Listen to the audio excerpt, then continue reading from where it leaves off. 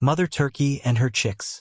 Mother Turkey believed in the old adage taught to her by her grandmother. The early bird catches the worm. And every night when the sun set she took her little chicks to the highest branch they could reach in an old apple tree and sang them to sleep with this lullaby. Close your eyes, my little turkey chicks. Hide your heads, don't peep. Mother knows the bogey fox's tricks, and she'll watch while you sleep. Mother Turkey had told them about the bogey fox that lived in a hole on the other side of the hill, and it did not need more than the mention of that name to make them obey. I do wish we could get just a look at him, said one chick, as his mother came to the end of the verse. I should not know him if I met him. Oh yes, you would, replied his mother. He has a very long tail, and a sharp nose and his teeth. Oh, dear me, she exclaimed, as she flapped her wings at the thought of them. Will you wake us if he comes tonight? Asked another chick. I shall not need to do that, replied Mother Turkey. You will hear us talking. He is a very sly fellow, and always very polite and says nice things. But you cover your heads. It is getting late. And she began to sing. Close your eyes, my little turkey chicks. Hide your heads, don't peep.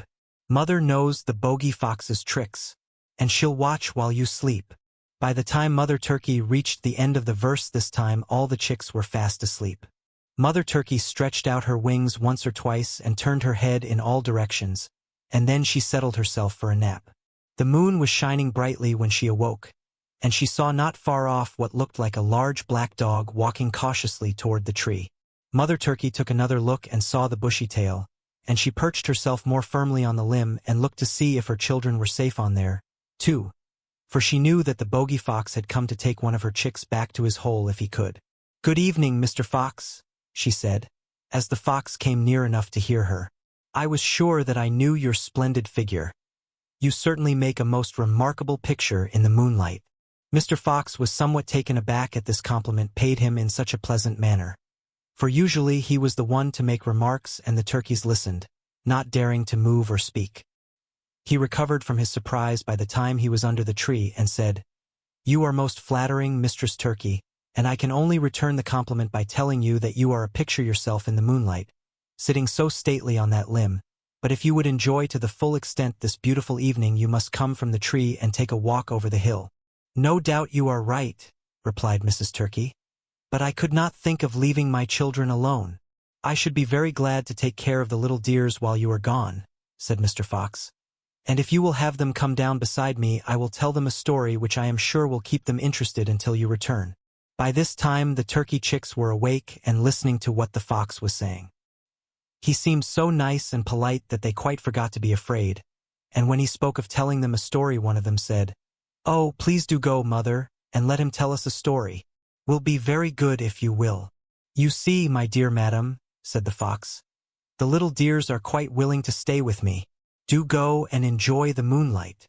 Mother Turkey looked at her children in a way that plainly said to them, Be quiet, and then she said to Mr. Fox, I appreciate your kind offer, and were my children well should be very glad to leave them with you, but they have been sick, and are so lean that I have to be very careful that they sleep and eat well, or they will not be fat by next Thanksgiving, and that would be a disgrace, you know. When the fox heard this, he was not so anxious to have the chicks come down, so he said, I know just how anxious you must feel, Mistress Turkey, and if you will come down where I can talk with you without being heard, I will tell you the very thing to give them to make them fat. If he cannot get the chicks he will take me, thought Mrs. Turkey. But I am too old a bird to be caught even by this sly fellow. Mrs. Turkey did not reply to this last remark. She was thinking of a trap she saw her master set the day before. I wish you would walk around a little so my children can see what a beautiful bushy tail you have, she said. They have never seen so handsome a fellow as you are. Mr. Fox was very proud of his tail, so he walked out from the shade of the tree and strutted about. Tell him how handsome he is, whispered Mother Turkey to her chicks. Oh, isn't he handsome, said one, and another said, I wish we had such bushy tails instead of these straight feathers, while Mrs. Turkey said, You are quite the handsomest creature I have ever seen, and I have seen many in my time. By this time the fox was so pleased with their admiration that he was ready to do anything to display his charms. So when Mrs. Turkey said, I wish you would run and show them how you can run and jump, he asked what he could jump on to show his nimbleness. "The top of that hogshead would be a good place," said Mrs. Turkey, knowing well that the cask had no head and that it was nearly full of water. Away ran Mr. Fox, and splash he went into the hogshead. He tried to get out, but it was no use. The cask was too high, and then the farmer, hearing the noise, came out and soon put an end to Mr. Fox. The little turkeys sat wide awake and trembling beside their mother. But when the farmer went into the house, she began to sing.